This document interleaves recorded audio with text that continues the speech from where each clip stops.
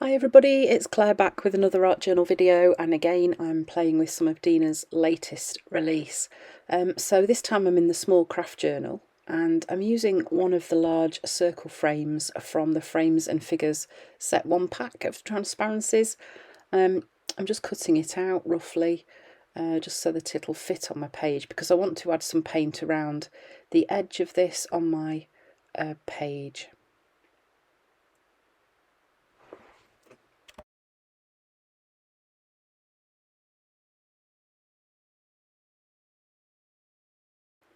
So then I'm just marking roughly where that's going to finish on my page, just putting a light pencil mark.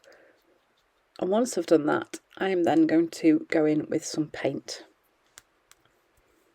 And I'm also putting a little Stabilo all pencil mark on the top of my frame, just so that I can make sure it goes in the same way that I drew round it. So then, using one of Dina's new brushes, I think this is the size 16. I'm using some turquoise paint and just brushing a bit of that round the frame, round the edge of the page where the circle finishes.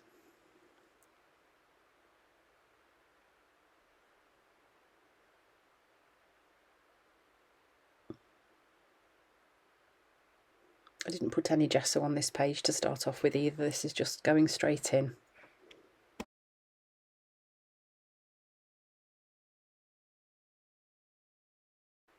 So then I'm going in with a bit of ocean just to add a bit more depth to the colour. These brushes are fabulous. I love how soft the bristles are. You can get some lovely marks in your paint with these new brushes. So next I'm going in with the floor pattern stencil and some magenta, and just using a makeup sponge I'm just lightly dabbing some of that paint through, just to create a little bit of pattern on this border that I've made on my page.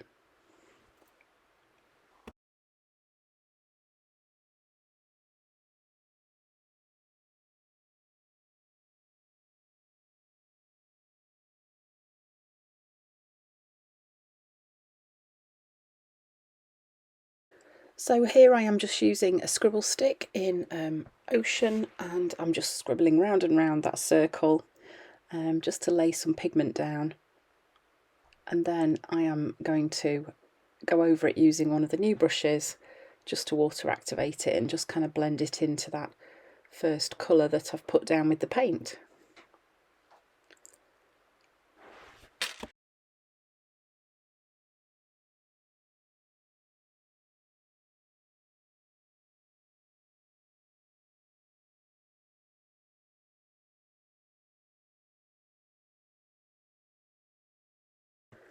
Next I'm adding in some collage tissue paper. This is from the text pack, using some matte medium to stick this down.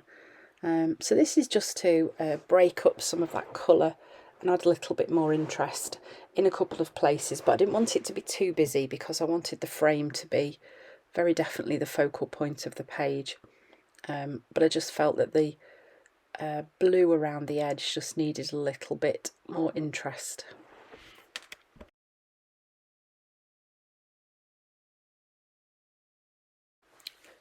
So next I'm using one of Dina's circled stamps. So I'm going to be stamping this in the centre of this frame using some black archival ink. So I'm just inking up my stamp there and then very carefully going to stamp it on. So the only thing I would say about stamping onto the transparencies is you need to be careful that your image doesn't slide when you put it on, because obviously the nature of the transparency, it is very slippy. And you can heat dry, but you must be very careful because these transparencies will buckle if they get too warm. So just a little bit of gentle heat, and don't apply it in one place for too long, because it will alter the transparency. So then I decided that I would go in and just add a little bit of paint over the top of my stamped image. I'm just going in with white, and then I also use a little bit of tiny bit of magenta as well, just to add a little bit of contrast and difference with that colour. Not contrast really, is it? It's just a bit of difference, colour difference. And then I gave that a little bit of a gentle dry too, being very careful. Then stapled this in place using the Tim Holtz tiny attacher. And then I'm just using a piece of packaging and just stamping some circles onto my page too.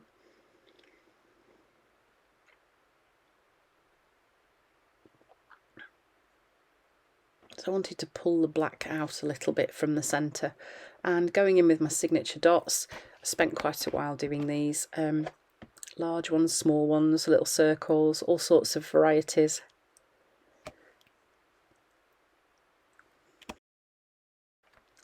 And then I added in a couple of little pink cheeks, which I also outlined later using a gel pen. Then a quote from the ledger papers, so useful. And just sticking these in place using a little bit of clear gel through a fine tip applicator bottle. It's a nice and easy way to get the glue in place.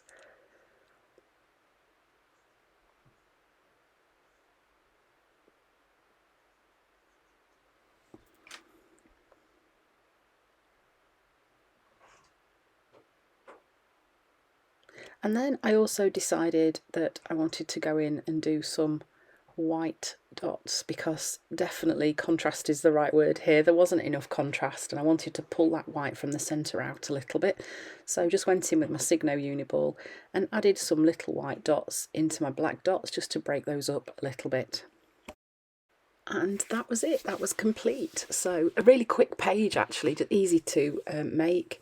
I did actually create one first, which was this one, but forgot to record it. I was gutted when I'd finished. So the same sort of techniques, but just using different colours. And this one I didn't put paint behind the face, I used scribble sticks.